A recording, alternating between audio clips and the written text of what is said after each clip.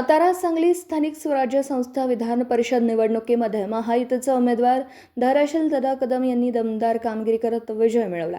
महाविकास आघाडीचे उमेदवार अभयसिंह जगताप यांचा 301 मतांनी पराभव करत विधान परिषदेच्या आमदारपदी विराजमान झाले. निवडणुकीच्या मतमोजणीनंतर एकूण 894 मतदानापैकी 9 मतं अवैध तर 885 मतं वैध ठरलेत. अंतिम निकालात महायुतीचे धाराशिव कदम यांना 593 मतं मिळाली तर महाविकास आघाडीचा अभयसिंह जगताप यांना 292 मतं मिळाली. त्यामुळे कदम यांनी तब्बल 301 मतांच्या मोठ्या फरकाने विजय मिळवत महायुतीचं वर्चस्व कायम राखलं. निकाल जाहीर होताच महायुतीच्या कार्यकर्त्यांनी जल्लोष केला. फटाक्यांची आतिषबाजी, गुलालाची उधळण आणि घोषणाबाजीने मतमोजणी केंद्र परिसर दणाणून गेला. दुसरीकडे महाविकास आघाडीच्या गटात अपेक्षित यश न मिळाल्याने निराशेचं वातावरण पाहायला मिळालं.